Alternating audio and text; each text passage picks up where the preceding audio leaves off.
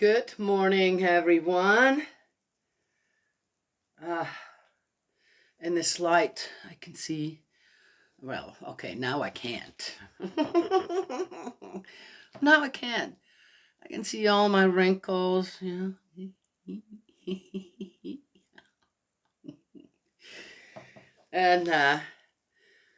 it's one of those things, right? Getting older. A lot of people struggle with that. I have to tell you, even though there are some things now, I'm going, man, I sure wish I could still roam around the woods a little more than I can now. Certain things, right? But I'm proud of my wrinkles, and I'll tell you why. I see plastic surgery for people now, and I'm not talking about the ones again that got burned or somehow disfigured, and plastic surgery for them is like, oh my gosh, at least I have a face again or something, right? I'm talking about the ones who are unhappy with the way they look and think they need to, they get older and, oh gosh, what? I got a wrinkle. Gotta go and fix that, right? Yeah. I know, when I look at my face, I see my life. And I'm proud of my wrinkles. Right? Yeah, every one of them. Right? Yeah. So that's how I see it. Right? In my face, when I look at myself, okay, which this morning, I seldom look in the mirror. I already know what I look like. But when I think about that, suddenly see my wrinkles. Oh, yeah, look, I'm starting some on my neck, too, besides the little extras that I got, right? Proud of them. I see my life in my wrinkles. Right? Yes? Yeah. So there you go. So sometimes I wonder, right, when I look at people, all right, that's again me. I look at people, and a lot of things also physically tell me on where the person's at spiritually. And sadly, with a lot of the plastic surgery, this and that, the person's glow, it just disappears as well, right? It's not just that they're removing things about themselves when they do all this stuff, right? But they're removing the glow about themselves as well. The energy they carried all through their life, right? Yes? Yeah. Well, people can still go do it. I'm just telling you how I see it, right? All right. I'm allowed to do that, aren't I? Okay. I encourage the ones, say, my wrinkles, right? Yeah, be proud of your wrinkles. Oh, so I saw a video this morning. These people, it was all guys. There wasn't one woman doing any of that. It was these 15 little video clips of men who are doing these incredible strength things, right? Okay. Well, I looked at that, and I'm going, I wonder how good they are at cutting wood. Because I had a couple of, three of them, actually, bodybuilders here, and one of them was like this, what was he? Like a martial arts fighter, but it was more like a kickboxing kind of thing. And it was going towards winter, and we needed to, they were visiting, said, oh, we'll help, right? All right, I have to take that back about one of them, but so I'm going, okay. I said, well, we need to go and collect some wood, this and that, and they were kind of useless. With all the strength and all the whatever, it's kind of sad to see that my youngest daughter and she was no, my gosh, what was she, 14, 15 at that time. And we eventually looked at each other and going, man, that dude ain't worth nothing. And the other one, man, he can't, he got all that strength and he can't split that log, right? Had to step in and show him how to start with, which is fine. But even after that, they were tuckered out awfully fast, considering. So, but then there was one, uh, and we needed some hay moved from the garage over to the barn. And he could, from the bottom of from the ground, he could, and these bales were not, they were between 16, 70 pounds, he was able to throw a bale that heavy from the ground up to the second story of our barn. That was impressive, I have to say. Yeah. But he didn't last very long either. So he had strength for a certain amount of time. But as far as hours and hours of, he didn't have that either, which is interesting, right? Yeah, okay. So, yeah. Well, anyway, so I watched this video and man, these guys were doing amazing things, right? I was like, oh my gosh, why would they do that? Why would you do that? Some of them were just, as I said, kind of the strength training that they'd done, the muscles they had built up so they could do some things. You're going, whoa, well, I can hardly do a sit-up properly, and they're doing what? But then there were other ones where I'd say, why would you risk your life like that for a stunt like that? So that brought me back to an experience that I had with the horses. Since little, I loved horses. So, but of course, again, in Switzerland, you don't own a horse unless your parents have money coming out of every orifice they have, per se. So I knew across somewhere where we lived there, I had a friend, they had horses. Do you want to ride? Well, sure, I want to ride. I was about 12, 13 maybe, and never ridden before, right? I love touching horses. We have in Einsiedeln, which is very close to where I grew up. I don't know if people know the Einsiedler horses, and they're magnificent horses. They are absolutely beautiful. They're different from any breed. Beautiful breed of horses is different from another breed. Obviously, that's why they're called certain things. These horses, though, were just gorgeous. And my youngest daughter ended up riding them as well when we went back. But I've seen them since I've been a child. And you could go there to there's a big cathedral, and they also had a horse stable with these really specific horses, Einsiedler horses. Well, anyway, so I got on it, and she says, okay, let's go for a walk now, and we'll just walk them, Yeah, sure, right on the street. Right? And the first thing that happened, here comes a truck, big old truck, gets past us, and that horse just takes off with me. Never been on a horse before, right?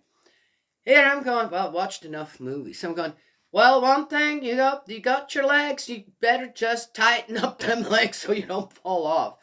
The next thing, all right, runaway horse, what do you do? So I pulled back on the reins as fast, as hard as I could, and the horse did stop. I turned the horse around, so I had not gone 100 yards. I turned the horse around, went back in, got off, I'm done. I couldn't get hurt. My mom was raising 3 children on her own. One of the things that I learned very early on, don't give mom any trouble. Don't get hurt. That's going to cost money. That's going to worry her, and that's not what you want.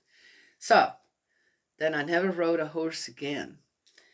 All of my girls were into horses, and while we were living in Berkeley, California, there was a stable in Oakland up in the hills, and I ended up going to volunteer there and got free lessons for my girls to ride horses. They ended up, as they got a little older, also helping out, right?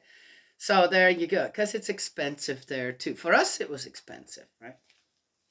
So I always figured out a way what my children really wanted to do, right? And they did good. They loved it, and it gave them that foundation, right, to know how to treat horses, take care of them, and ride them. Then when we moved here, that was one of the promises we made to our girls, you're going to get a horse each. And we did that, right? Yes, so, and they're all good. They all still own a horse. They all still ride. I never rode horses a whole lot. And it's somehow, with that first experience, it's not that I was scared now or whatever. Again, it was more, well, things can happen. Do I need to take that chance over something that, yeah, And I remember getting on one of the first ones we had here, who was a trail horse before we got him. He had a lot of problems, sadly. When we didn't know. He went to an auction and got one. And but he was doing okay. He got some special shoes to help him with his legs. All. Anyway, I got on him and went with the girls for a ride. And even though the girl said, "Okay, Mom, this is what you do, blah de dee da da do." This is a trail horse, was supposed to be very easy to lead and all that. And he just walked me into one tree after another. And I'd stand there and go, "Hey, girls, I need help." And my girl says, "Mom, what are you doing? He's the easiest one we have to ride." I'm going, "I don't know what I'm doing, but he just keeps walking me into thickets and this and that." So anyway, finally the girl said, "Mom, we need to go back. You have absolutely no control over that horse." I said, "I need to control it?" Well, I always heard about the rider and the horse kind of, or one. Yeah, well. So my girls just laughed, said, "Bob, you can't ride a horse." I said, "Yeah, I can." "Well, not like that." So we did. They kind of gave me some lessons, this and that. It was good. But I never went really on a trail again or anything, and it wasn't dangerous, but it was, again, one of those things where I sit there and now, Casper, why did you do that? Right? Tried to get him to back. I couldn't do that. I mean, as I said, it's just whatever. Almost the horse was almost telling me, "Well, you know what? Maybe you don't need to be on a horse, right?" I didn't. Then I had children. I had lots of responsibilities everywhere, and I couldn't. I didn't want to get hurt, do anything to get hurt, where it wasn't necessary if it wasn't. So the last time, so I hadn't been on a horse in quite some time, and everybody went for a big old long ride, which I didn't really realize it was going to be that long. So we're out there for 4 hours plus, and my legs, I couldn't feel my legs anymore. And I was happy we were on our way home. It was fun. We went through the river and this and that, and so it was, yeah, it was the biggest horse we had. But again, the girls put me on the one they felt, yeah, I think this one will be all right. So on our way back, we were, gosh, not even a half a mile from the barn, already in our driveway. And these little yip yappy dogs that followed us from other riders, there was about 10 or 15 riders that all went together. And they kind of stayed with us. And for some reason, I was in the front. They nipped that wasn't Hercules. That was yeah, it was Hercules. Hercules's legs, and he reared up. My girl said, "No, he didn't rear up. You made him rear up." That's not how I remember it.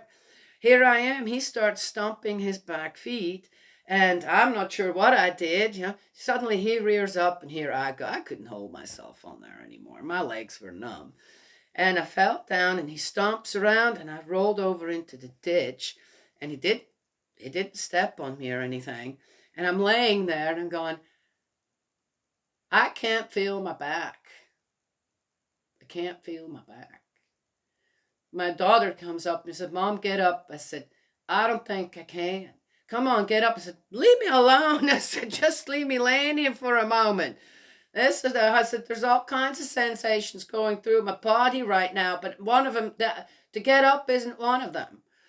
Anyway, eventually I did get up and hobbled back to the barn. Hercules already gone to the barn. He was done with them little yapping dogs, and I was ready to shoot them.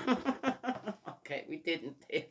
After that, they returned to their riders. Well, anyway, that was the last time I ever went on a horse. I didn't have any lasting damage from that, but it was definitely again something I've thought to myself, you're not meant for an adventurous kind of life like that, right? A horse. Yeah. Well, many things can happen with a horse. I've seen my daughter fly off one. I'm going, oh, my heart just went, dropped, I don't know where it went, but it wasn't in my body anymore. And, I'm looking, and I'm pretty, when things like this happen, hollering and getting all this doesn't do no good. The best thing, okay, see what happened. She got up, she said, I'm okay, Mom. I'm going, oh, thank God. Right? So anyway, and it's been like this for me all my life. I wouldn't, I wouldn't get into adventurous things that I could get hurt, or put like bungee jumping or other things. Jumping out of an airplane with a parachute or something. That never thought that I couldn't. Why would I do that? I've driven a car for so long. I don't now because I can't trust my legs. Why would I put my life or someone else's life on the road in danger if I can't control the car anymore? Because my legs aren't working or something, right?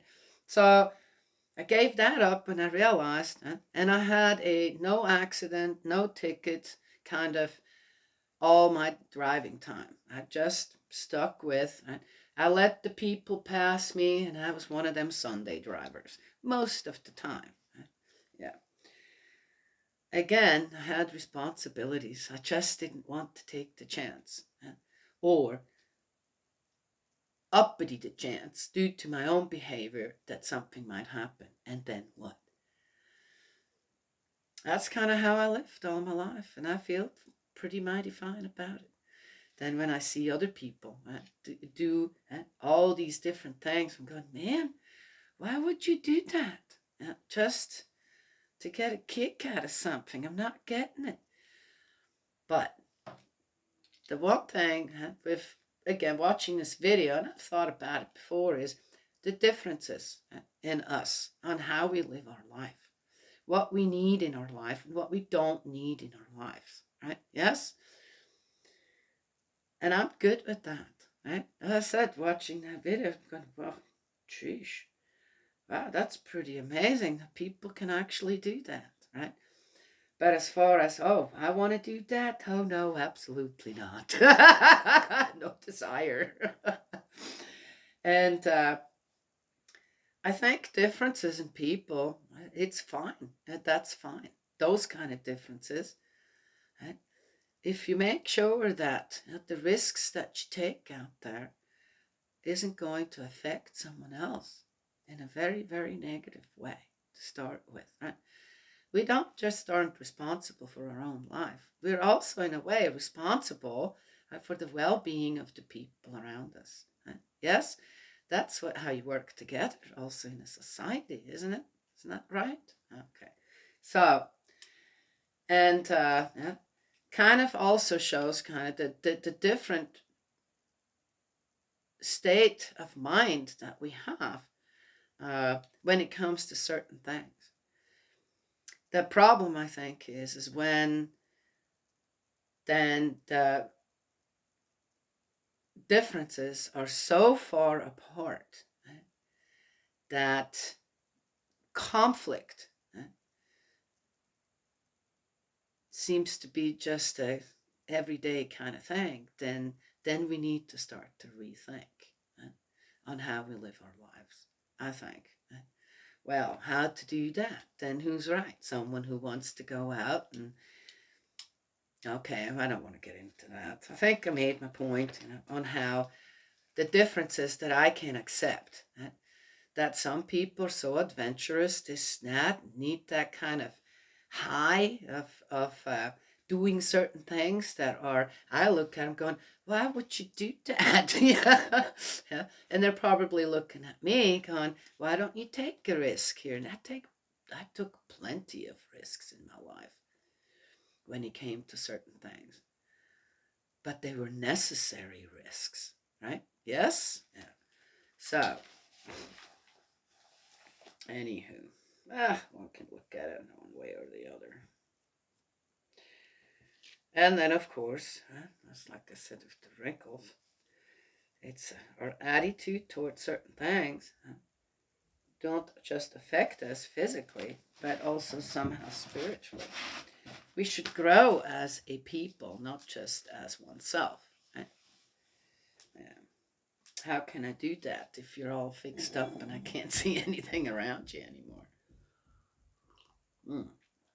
Not my business. I get that too. All right. So we are in Genesis 22. Abraham's sacrifice. It happened sometime, that's 22. It happened sometime later that God put Abraham to the test. Alrighty then. I could say, well, I'll say something to that later. Abraham, Abraham, he called.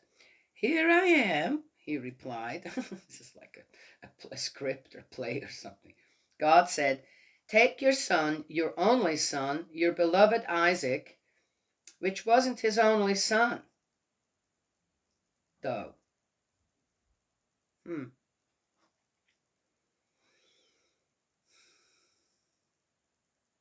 See, right there, I don't believe that was God. And go to the land of Moriah, where you are to offer him as a burnt offering on one of the mountains which I shall point out to you. Oh, children's sacrifices. God was like that? Well, it was just a test. No, no, no. Early next morning, Abraham saddled his donkey and took with him 2 of his servants and his son Isaac. He chopped wood for the burnt offering and started on his journey to the place which God had indicated to him. On the 3rd day, Abraham looked up and saw the place in the distance. Then Abraham said to his servants, stay here with the donkey. The boy and I are going over there. We shall worship and then come back to you. So nobody was aware of that he was going to, according to this, sacrifice his boy. Bet you Sarah didn't know. I wonder how she would have reacted. Hey, God said, I gotta go kill my son. Oh, yeah, the hell you are. All right. But the servants didn't seem to know because he said, we will be back. So he lied again. All right. Abraham took the wood for the burnt offering, loaded it on Isaac, and carried in his own hands the fire and the knife. Then the 2 of them set out together. Isaac spoke to his father Abraham. Father, he said. Yes, my son, he replied. Look, he said, here are the fire and the wood, but where is the lamb for the burnt offering? Abraham replied, my son, God himself will provide the lamb for the burnt offering. And the 2 of them went on together. When they arrived at the place which God had indicated to him, Abraham built an altar there and arranged the wood. Then he bound his son and put him on the altar on top of the wood. Oh my gosh, my heart's constricting and I'm about ready to start crying. Not because of how Abraham was acting here. Oh. Abraham stretched out his hand and took the knife to kill his son. But the angel of Yahweh called to him from heaven. Abraham, Abraham, he said. Here I am, he replied. Do not raise your hand against the boy. The angel said, do not harm him, for now I know you fear God. You have not refused me your own beloved son. Then looking up, Abraham saw a ram caught by its horns in a bush. Abraham took the ram and offered it as a burnt offering in place of his son. Abraham called this place Yahweh Provides, and hence the saying today, on the mountain Yahweh provides. The angel of Yahweh called Abraham a second time from heaven.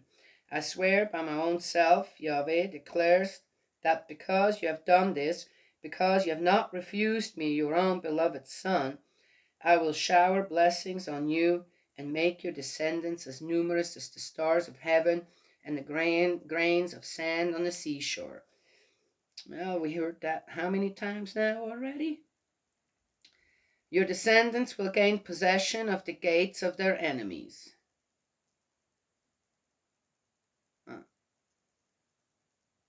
They had enemies?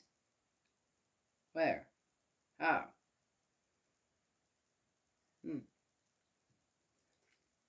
All nations on earth will bless themselves by your descendants because you have obeyed my command.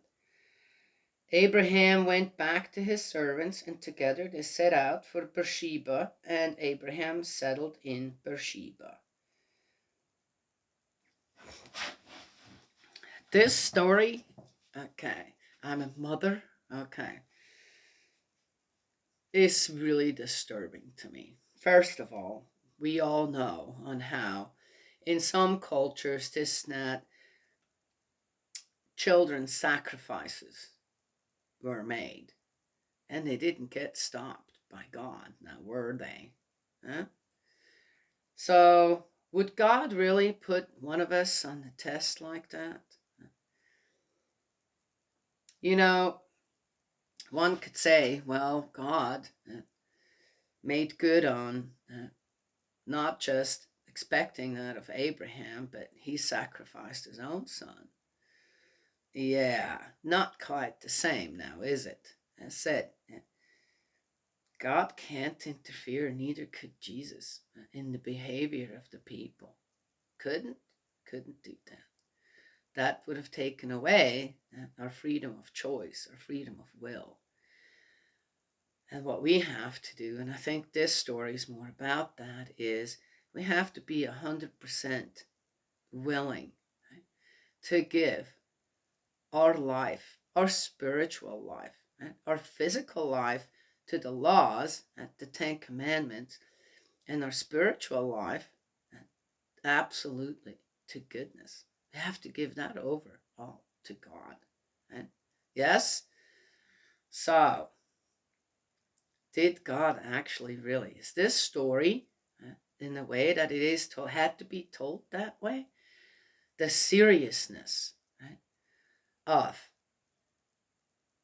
being true and faithful to God. Yes? So, do I believe that God actually asked Abraham to sacrifice his son as an offering? A burnt offering? No, I don't believe that. God would never do that.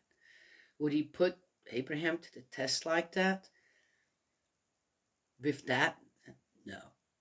But I think that because God doesn't do that, he doesn't test us, that's not true.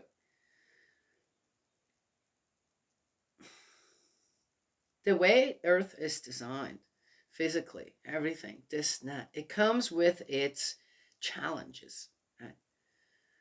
And again, what did I talk about before, right? How many challenges out there are we creating ourselves that are harmful to us? Right? Yes. So there it is. I think that with this story, God was trying to, or in a way, that God was, what he was trying to teach Abraham was 100% and absolute constancy. Right? And that's kind of already not Sarah and Abraham both, they weren't, there were problems, right? So I do think that there was something going on where Abraham needed to make a decision. Yes? And what that exactly was, but that God actually expected him to offer his only son. I don't believe that. But the story needed to be told so that the people would understand. That is it, the fear of God. No, the importance of the importance of staying strong on the side of goodness. Right? Yes? Yeah. It's interesting on how this kind of goes with the times right now. Yeah? Well, anyway. So, there it is.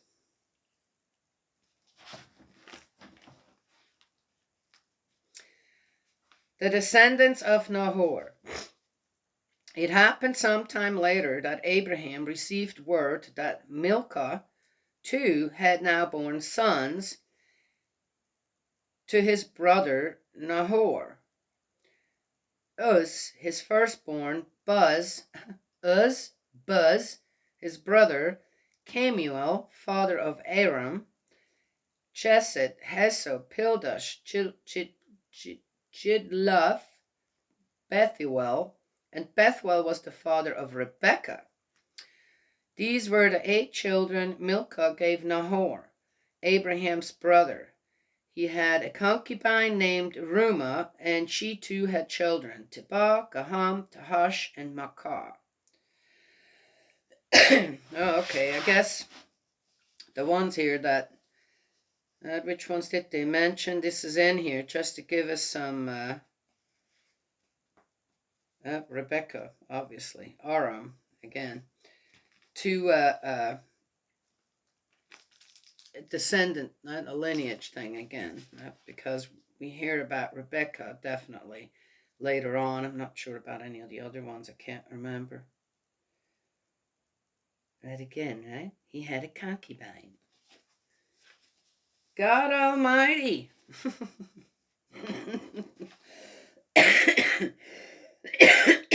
So that's the end of 22.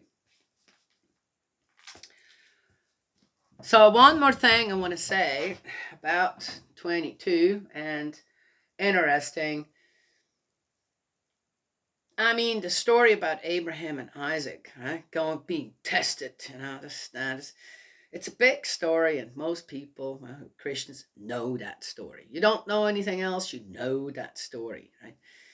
That story, even when I heard that story as a child, I'm going, nope, something ain't right. This isn't about, right? This is about something different. And, but didn't really know. And then later on, this story would come up every so often. I tried to gain understanding. Why would a horrific story like that be in there? Well, it all turned out well, right? Yeah, okay. Why would anyone think that God, our Heavenly Parent, would be this horrific? Because if we want to believe that we're all children of God, then Isaac was also one of his own children. Yes, and he asked for it to be sacrificed. That doesn't make any sense. It just doesn't. I'm a parent, and I know I'm created in the image of God, and I know that can't be right.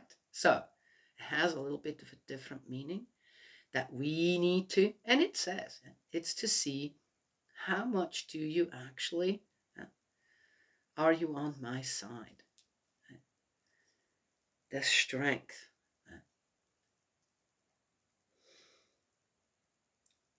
To be constant, not be so easily swayed. But what came to my mind, interestingly enough, with something else that I watched from a church here. The church is full of people, and they were singing a song about to trust in Jesus and to run with that river kind of thing. It's a beautiful song. I said, just what I needed. And in a way, the elections are coming up, aren't they? Yeah. Oh, I'll tell you what, people, want to separate church and state and stuff like that. They're going, science and God, that's the 2 different things. Or to me, it's like, why, you people nuts? You can't take God out of anything. You can try, but it's not going to work. Just because someone wants something to be true doesn't mean it's true. The fundamental existence of Earth, the universe, and mankind all comes from God.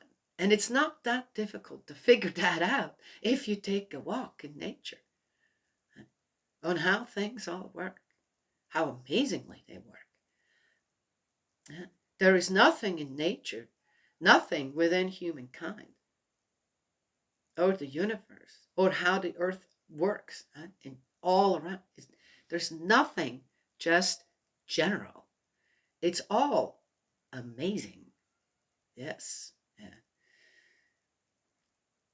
The ones who, okay, the one species that waters all that down, right, is mankind or humans trying to make it something less than it is. Yeah, but that's not going to work.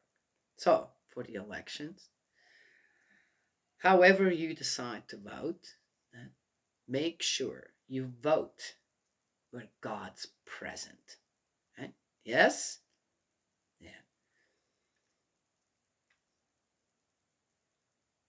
That shouldn't be too hard to figure out. Yes? Yeah. And if we do that, are you willing? Again, Abraham was so willing to sacrifice his child, didn't fight for it. Father, what else can I do? Can I give my life first? I'll offer my life. Right? Yes, let my son live. What do you think God would have said? He may have said that. As I said, we don't know exactly. Right?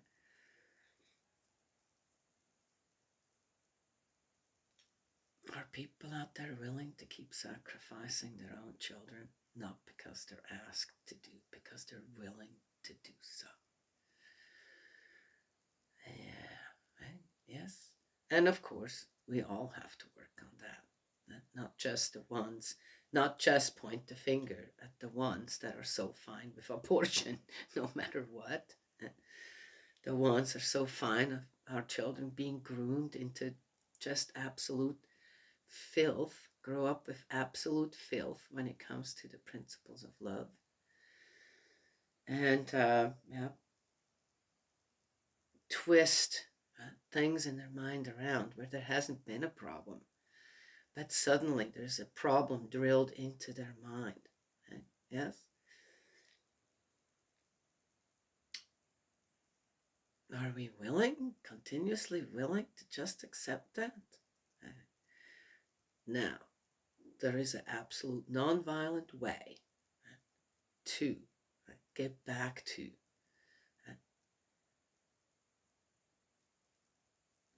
that straight and narrow path that leads to absolute happiness and love, true love. And that is, make sure that wherever you look in your life, however you project yourself out in life, the choices that you make in your life, that God's always present. Yes? How to do that? Just stick to the 10 Commandments. Say the Lord's Prayer once a day with a good heart to mind. Done right there, right? That's a good beginning to a good relationship with God. Huh? That will work very well both ways too. So, there you go, right? Yes. Okay. That's all I have to say this morning. It's getting light out there. I can't see the time anywhere. I don't need it anyway. Oh, yeah. Fall back on the time again, which will right my body again. It's when we are in that hour ahead, something's just not, everything kind of feels just off. I bet you I won't miss days anymore after we fall back. Regular time, right? Or according to how a sundial works. How the sun works. Right? Not in the way we want time to work. Right? But then they have already, yeah, okay.